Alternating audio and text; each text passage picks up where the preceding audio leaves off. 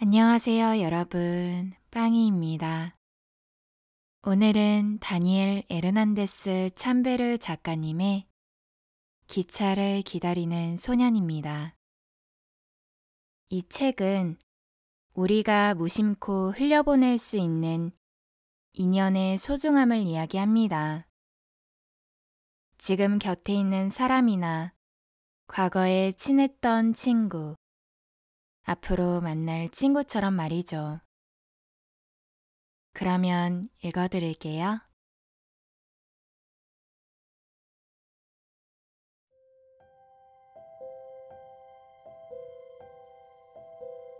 아버지와 내가 기차역에 도착했을 때 이미 기차 들어오는 소리가 들렸다. 빨리 가자. 늦겠다. 그러길래 내가 일찍. 아버지가 투덜댔다. 그 기차로 조그만 마을 고르고스에 오는 우편물들이 든 자루가 도착하게 되어 있었다. 그런데 만일 이 마을 우편 배달부인 아버지가 그 시간에 그곳에 없다면 사실 어떤 일이 일어날지 정확하게 알 수 없었다. 아버지는 단 한 번도 늦은 적이 없기 때문이다. 열이 있거나 강한 폭풍우가 고르고스를 덮쳤을 때도 아버지는 언제나 정확히 그곳에 있었다. 아마 아버지가 우편물을 받으러 오지 않는다면 승무원은 무뚝뚝한 기차역장 페르민이 지켜보는 승강장에 우편물을 내려놓고 아버지를 기다리거나 어쩌면 그대로 싣고 가서 이틀 뒤에나 오는 다음 기차로 다시 가져올지도 모르겠다. 나는 같이 가게 해달라고 아버지를 졸랐다. 아버지와 나는 둘 다 우표를 모으는 게 취미였다. 아버지 직업은 여러 종류의 우표를 모으기에 더할 나위 없었다. 때때로 배달하는 우편물에서 뭔가 특별한 우표가 눈에 띌 테면 우편물을 받는 사람에게 그 우표를 줄 수 있는지 물어보곤 했다. 대부분은 그러라고 했다. 사람들은 단순한 우표 한 장이 누군가에게 그토록 흥미로울 거라고 상상하지 못했고 값어치가 있을 거라고는 생각조차 못했다. 두 번째 화물칸에서 우편물 자루가 땅에 떨어지는 바로 그 순간 우리는 승강장에 도착했다. 자루는 그렇게 크지 않았다. 안에는 편지가 15통에서 20통 정도 들어있을 거라 짐작되었다. 아마 소포는 2개 정도 있었을 거다. 다행히 깨질 물건은 아니었던 것 같다. 그랬다면 이미 산산조각이 나 있었을 테니까. 기차에서 자루를 던진 승무원이 손을 흔들며 인사를 하더니 말했다. 오늘은 안 오시는 줄 알았어요. 조금 늦었네요. 아버지가 숨을 몰아쉬면서 대답했다. 조금요. 아버지는 몸을 숙여 자루를 집어들었다. 모자를 귀까지 푹 눌러 쓴 페르민 역장님이 아버지를 빤히 바라보며 출발 신호를 보내려 하고 있었다. 그동안 나는 기차에서 내리는 몇 안 되는 사람들을 관찰했다. 그런데 벤치에 앉아있는 기에르모가 눈에 띄었다. 사람들을 바라보는 모습이 왠지 쓸쓸해 보였다. 기에르모는 나를 보지 못했다. 여행자들 얼굴을 뚫어져라 보고 있었는데 대부분은 이미 출구 쪽으로 나가고 있었다. 아버지가 어깨에 자루를 메고 나를 불렀다. 바로 그때 페르민 역장님이 호루라기를 불었고 기차는 다시 움직이기 시작했다. 자, 우체국으로 가자. 아버지가 말했다. 나는 고개를 끄덕였다. 하지만 그 전에 기에르모를 한 번 더 바라봤다.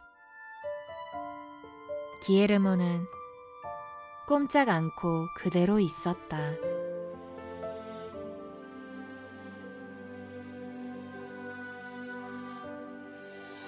며칠 후에 나는 거의 똑같은 장면을 볼 수 있었다. 세 가지만 달랐다.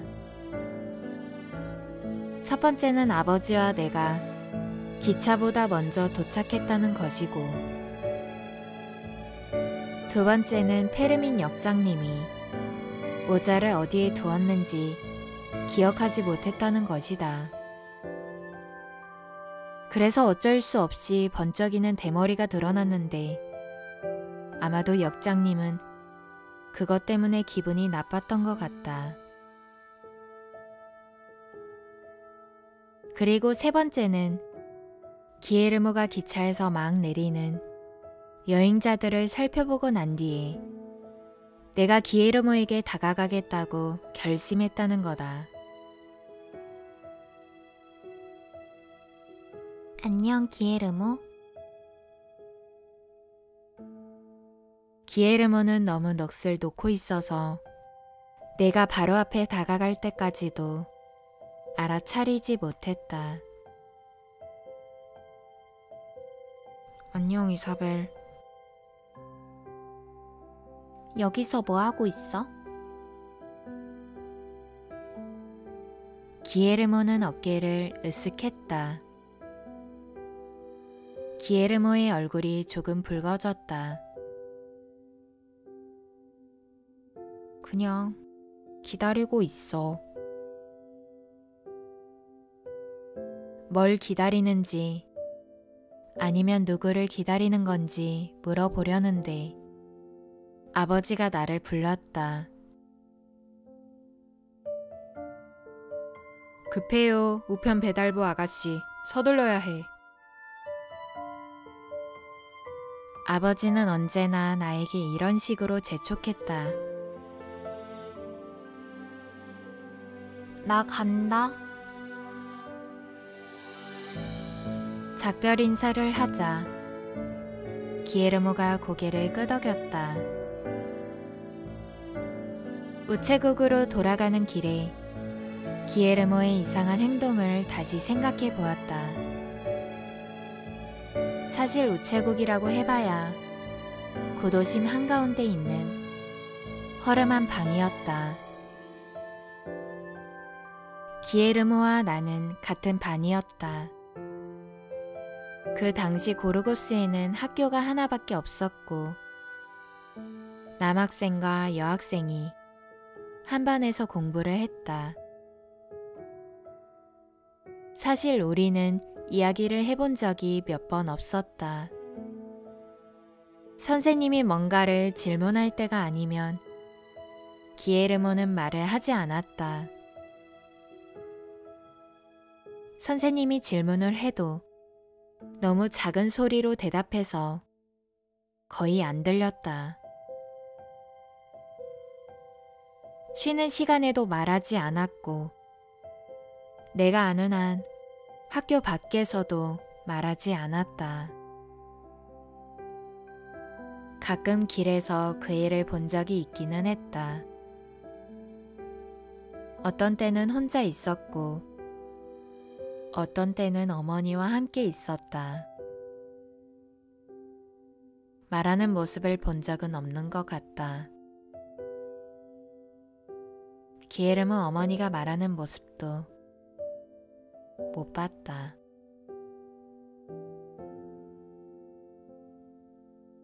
지금 생각해보니 두 사람은 보이지 않는 침묵이라는 성 안에 갇혀 지냈던 것 같다.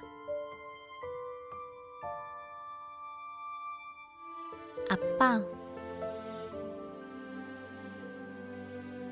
내가 마침내 말을 꺼냈다.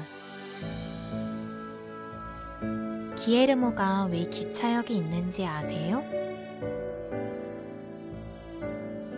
기에르모? 제가 이야기했던 아이요. 아버지가 눈살을 찌푸리고는 걸음을 서둘렀다. 아, 그 아이. 누군가를 기다리고 있는 것 같던데. 네, 저한테도 그렇게 말했어요. 근데 지난번에도 있었어요. 나도 여러 번 봤다.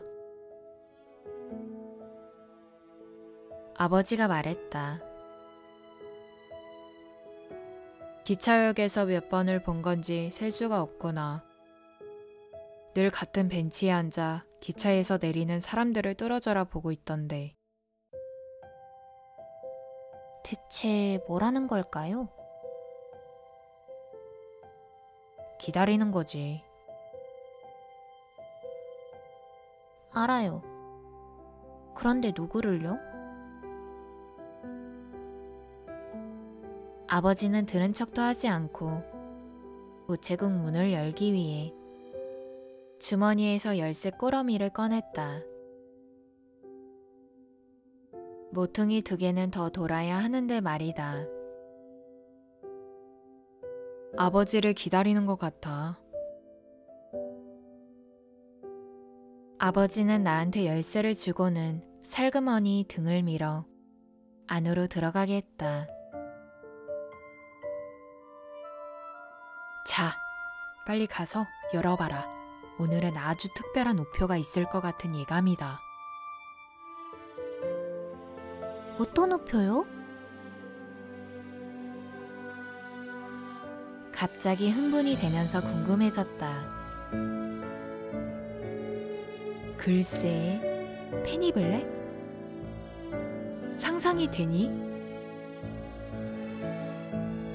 페니블랙이라고요? 그건 불가능하겠죠? 빨리 한번 보자꾸나.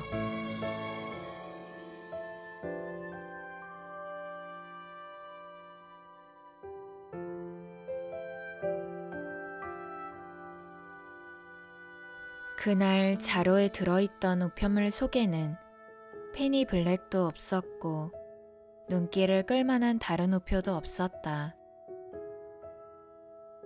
그래도 아버지와 나는 우편물을 분류하고 정리하면서 즐겁게 보냈다. 아버지가 고안해낸 방법에 따라 우편물을 분류했다. 우체국이 구도심에 있었기 때문에 제일 먼저 배달할 편지는 그 동네 사람들에게 가는 것들이었다. 그 다음은 바닷가에 있는 어부들의 마을 차례였고, 그 다음에는 남쪽과 서쪽에 있는 작은 동네들 차례였다. 마지막으로는 언덕을 올라가서 베난시오 할아버지의 조카가 할아버지에게 보낸 편지를 배달하면 되었다. 늘 베난시오 할아버지에게 갈 편지가 있었기에 마지막으로 배달했다. 그러면 아버지의 하루 일과가 모두 끝났다. 아버지는 할아버지 옆에 앉아 마을 높은 곳에서 고르고스를 바라보며 할아버지가 주는 포도주 한 잔을 함께 마시고 집으로 돌아오곤 했다. 첫 번째 마을에 배달할 때는 아버지를 따라다닐 수 있었다.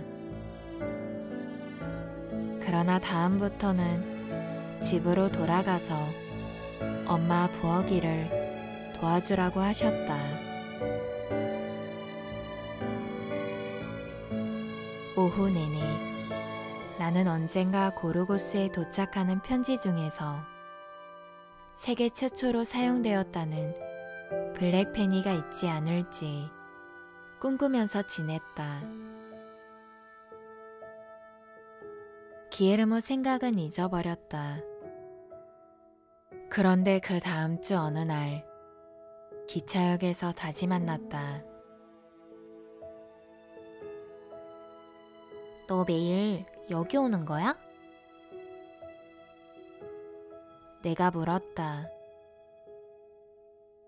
기차가 늦게 도착했기 때문에 아버지는 페르민 역장님과 이야기를 나누고 있었다. 나는 기에르모가 앉아있는 벤치로 다가갔다. 매일은 아니야. 나는 옆에 앉아서 다리를 앞뒤로 흔들었다. 누구 기다려? 아버지 말이 맞는지 확인해보고 싶었다. 기에르모는 고개를 돌려서 반대쪽을 바라보았다. 그래서 대답을 할 때 표정을 볼 수 없었다. 아버지를 기다려.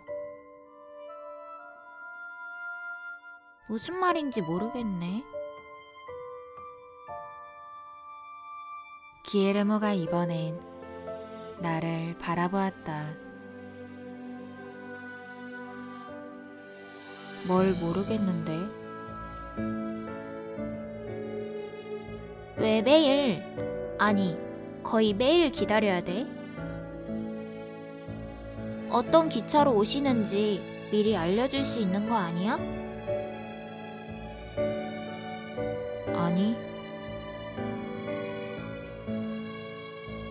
기에르모는 몇 초 후에 이렇게 대답하더니 말했다. 너무 멀리 계시거든. 여행자셔? 뭐라고? 여행하면서 일하시냐고 그런 말이야? 아니, 맞아. 확실히 말해봐. 맞아. 그런 거야. 여행하셔. 여행을 많이 하셔. 좋겠다. 나도 여행하는 걸 좋아해. 아버지는 전 세계를 여행해. 나는 잠시 생각에 잠겼다. 그러면 내가 말을 하려고 하는 바로 그 순간 멀리서 기차가 덜컹거리는 소리가 들려왔다. 만나 뵐 수 있으면 좋을 텐데. 왜? 기에르모가 이상하다는 표정을 지었다. 어쩌면 내가 우표 모으는 걸 도와줄 수 있을 것 같아서. 기에르모는 내 말이 아무 의미도 없다고 여기거나 정신 나간 애라고 생각이라도 하는 듯 나를 바라보았다. 더 심하게 말하면 내가 바보 같다고 생각하는 것 같았다. 내가 무슨 말을 하고 있는지 기에르모가 전혀 알아듣지 못한다는 걸 알았다. 그래도 자세히 설명해 보려는데 역장님과 헤어진 아버지가 나를 불렀다. 나중에 이야기해줄게. 지금은 가봐야 해. 안녕. 안녕.